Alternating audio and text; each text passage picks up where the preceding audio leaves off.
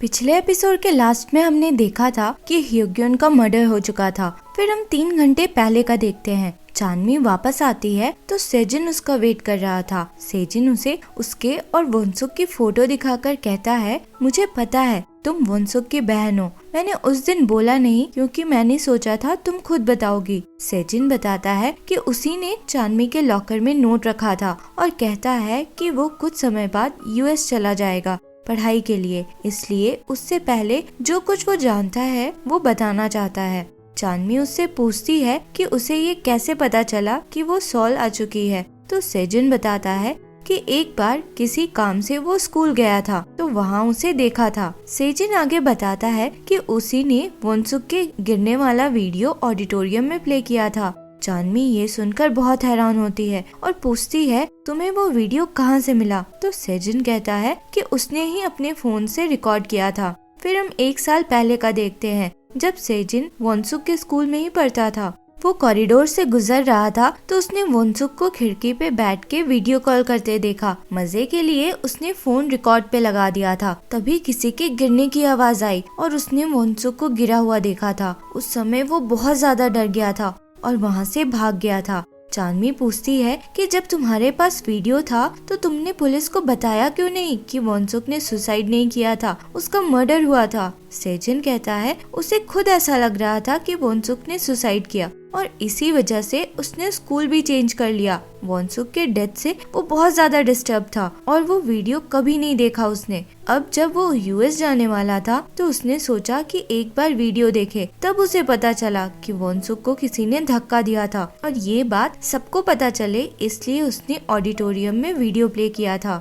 सेजिन murderer को police से पहले ढूंढना चाहता था ताकि वो लोग वोनसुक के मर्डर का रिवेंज ले सके। चानमी उससे पूछती है कि उसे किस पे शक है तो वो सोयोन का नाम लेता है।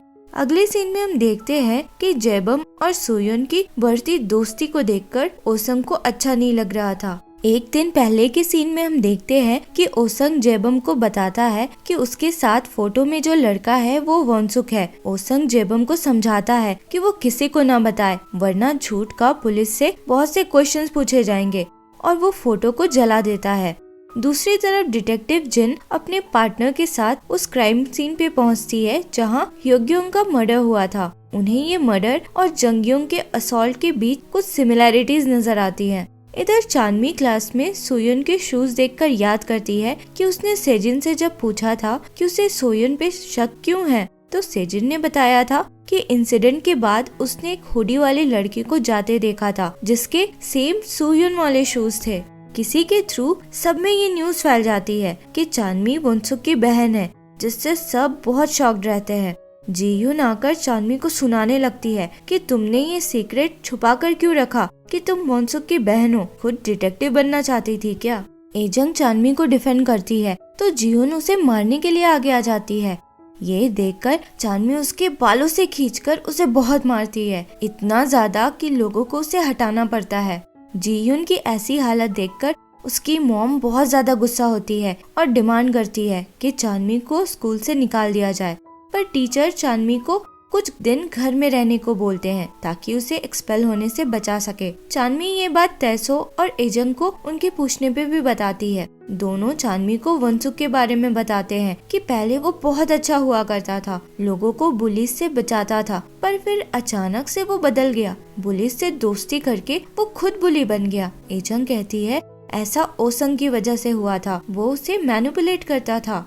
एजंग बताती है कि एक बार जब वो अपने सीक्रेट बॉयफ्रेंड के साथ थी तो उसने ओसंग को वोनसुक पे चिल्लाते हुए सुना था। ओसंग वोनसुक को वार्निंग देता हुआ कह रहा था कि इमसुमी को हैंडल करो। अगले सीन में हम देखते हैं कि पूछताछ के दौरान जंगयुंग डिटेक्टिव्स को बताता है कि उसके अटैकर में से उसे तेल और अल्कोहल की स्मेल आ रही थी। तेल जैसे किसी फैक्ट्री का हो और अल्कोहल जैसे किसी हॉस्पिटल का हो। जंगयुंग ये भी बताता है कि अटैकर का पंच बहुत स्ट्रॉन्ग था, जैसे किसी बॉक्सर का हो। डिटेक्टिव्स को सोयोन पे शक था। उससे बात निकलवाने के लिए डिटेक्टिव जिन उससे बहुत से क्वेश्चंस करती है, पर उन्हें कुछ जरूरी आंसर नहीं मिल पाता। वो सोयोन के शूलेसेस को नोटिस करके उसके बारे में पूछती है तो सोयोन आंसर नहीं करता, ये बोलकर कि ये क्या इन्वेस्टिगेशन का पार्ट है। दूसरी तरफ हम जेबम को देखते हैं जो एक स्टेबल में था और बहुत कंफ्यूज्ड और डरा हुआ लग रहा था। वो अपनी मॉम को कॉल करके बोलता है कि उसे पता नहीं कि वो कहाँ है। नेक्स्ट सीन में हम चांदमी को देखते हैं जो शूटिंग रेंज में प्रैक्टिस कर रही थी। ओसंग आकर उससे कहता है कि उसे पता नहीं था कि वो वॉन्सुक की बहन है, वरना वो उसकी हेल्प करता वॉन्सुक के मर्डरर को ढूंढने में। ओसंग ये भी कहता है कि जीयुन के डैड पुलिस चीफ है और उसे सस्पेंड कराना चाहते हैं, पर वो कोशिश करेगा कि ऐसा ना हो।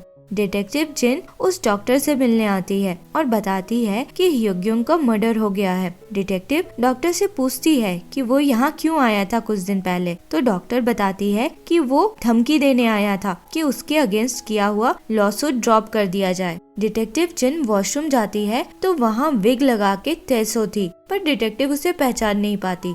तेसो डॉक्टर से जाकर पूछती है कि यहाँ पुलिस क्यों आई थी, तो डॉक्टर उसे बताती है कि ह्योग्योंग मरा हुआ मिला था। ये जानकर तेसो बहुत घबराने लगती है। फिर हम देखते हैं कि ओसंग अपने डैड से मिलकर उन्हें कन्विंस करने की कोशिश कर रहा था कि वो चांदमी को स्कूल से ना निकलवाए, क्योंकि चांदमी एक ऑर्फन है और बहुत गरीब है और इस केस में जीह्यून कोई इनोसेंट नहीं है, उसकी भी गलती है, उसने ही चांदमी को इंस्टिगेट किया था। इधर डिटेक्टिव्स इन्वेस्टिगेशन के दौरान सीसीटीवी फुटेजेस देख रहे थे तो डिटेक्टिव जिन को अचानक जंगयुन की बात याद आती है। उसने कहा था कि अटैकर में से तेल और अल्कोहल की स्मेल आ रही थी। डिटेक्टिव जिन थोड़ा सोचती है, फिर कहती है कि बॉलिंग पिन को साफ करने के लिए तेल और अल्कोहल यूज किया जाता है। दूसरी तरफ सोयुन बॉलिंग पिन ही साफ कर रहा था, तभी तेसो उससे मिलने आती है और ह्योग्योन के मर्डर वाली बात बताती है। ये सुनकर सोयुन डर जाता है और पैनिक करने लगता है। सोयुन बोलता है उसने बस डराया था, उसने मारा नहीं है। तेसो कहती है मे बी उन्हें पुलिस के पास जाकर सब कन्फेस कर देना चाहिए, पर सोयुन मना कर देता है और कहता है कि वो जेल नहीं जा सकता। डिटेक्टिव्स बोलिंग एली पहुंचते हैं तो सोयुन भी वापस आ चुका था और सोयुन का लॉकर खुलवाकर चेक करते हैं, पर उसमें से बस बुक्स मिलता है। असल में सोयुन ने मास्क, ग्लव्स वगैरह अपने बॉक्सिंग क्लब वाले लॉकर में रखा हुआ था।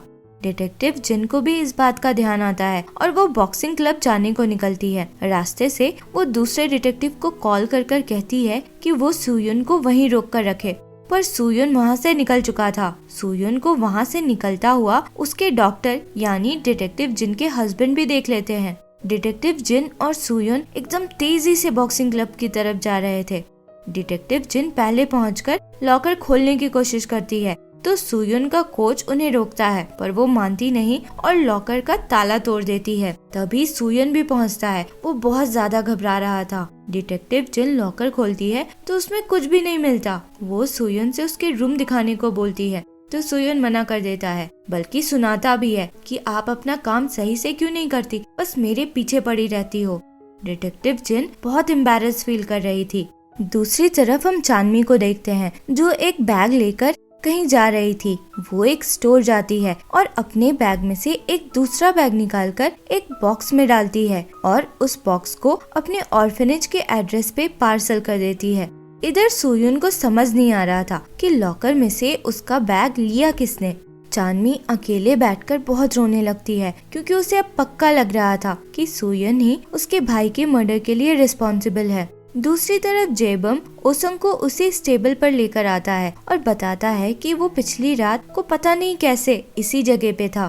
जेबम पहले यहाँ हॉर्स राइडिंग लेसन्स लिया करता था, पर उसे इस जगह के बारे में कुछ भी याद नहीं था। ओसंग कहता है कि उसे कभी कुछ याद आए तो सबसे पहले उसे कॉल करे।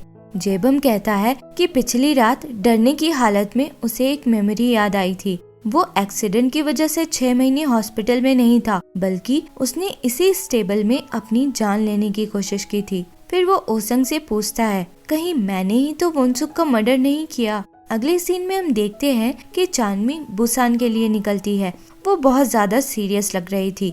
ऑर्फनेज पहुंचकर वो बॉक्स लेती है जो उसी ने भेजा हुआ था। बैग पकड़ी हुई वो याद करती है कि जब रोड पे उसे सोयुन मिला था तो उसने यही बैग रखा हुआ था।